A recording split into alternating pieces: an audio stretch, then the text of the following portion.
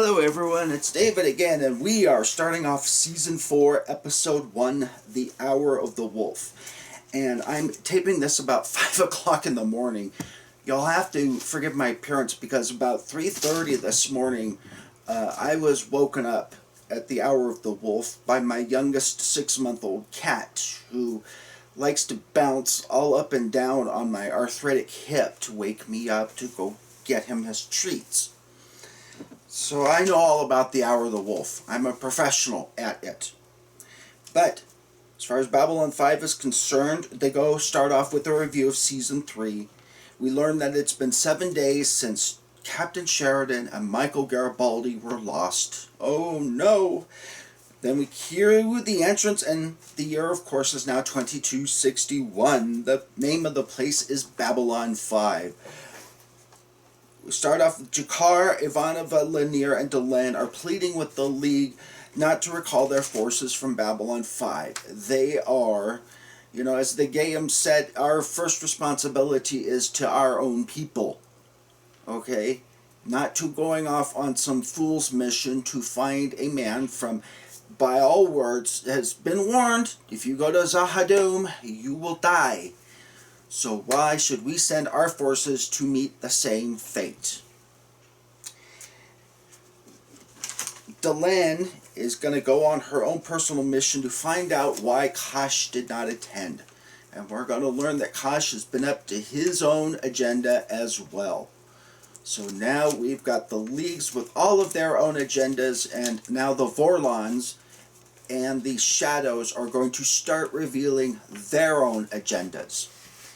And it will, of course, as we all culminate at the Battle of Coriana 6. Centauri Emperor, we get to meet him. Finally, Cartagia was sporting a short haircut. I shouldn't say we get to meet him like the first time we've ever met a Centauri Emperor, but the first time we've met Emperor Cartagia.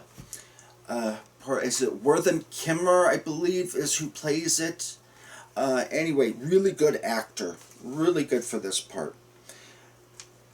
He's sporting a short haircut so he can go out among the populace and see what people really think of him, which in a lot of ways, kind of a good idea if you think about it. Hitler and the German Gestapo, they are, people don't realize dictators are absolutely concerned with public opinion. Okay?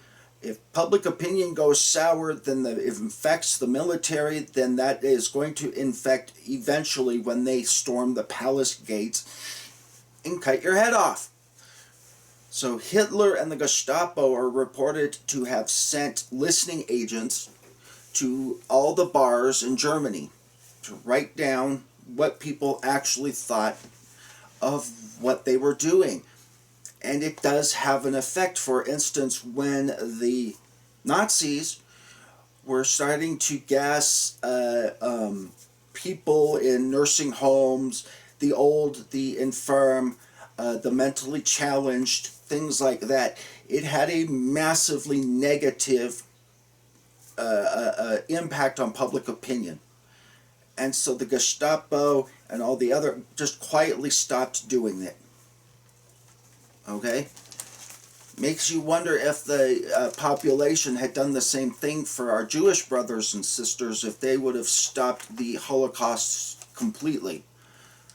But we sadly don't ever get to find out.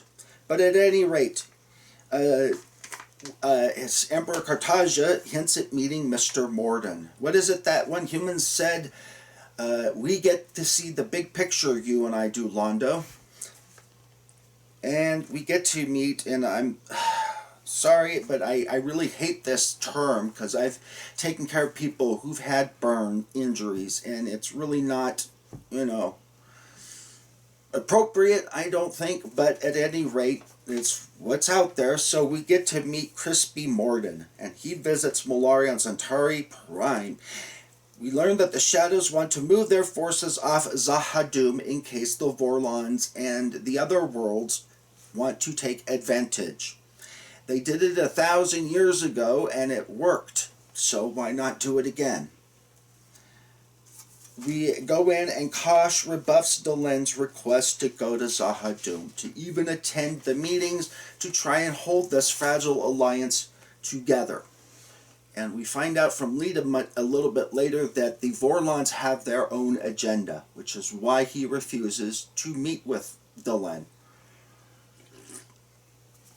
We zip in, and in one of the most humorous moments, G'Kar finds one of Michael Garibaldi's household gods in his quarters. As we all know, or at least Americans know, it's Daffy Duck.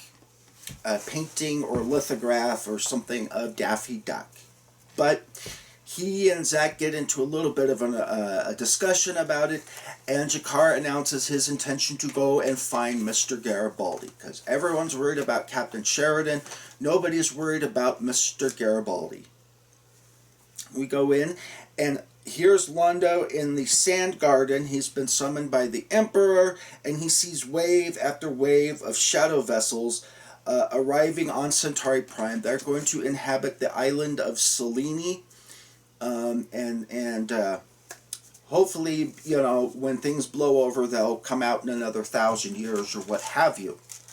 If they're there for the long haul or just the short term, we're not sure, and of course we don't get to find out because, well, they all just go beyond the rim and say bye-bye.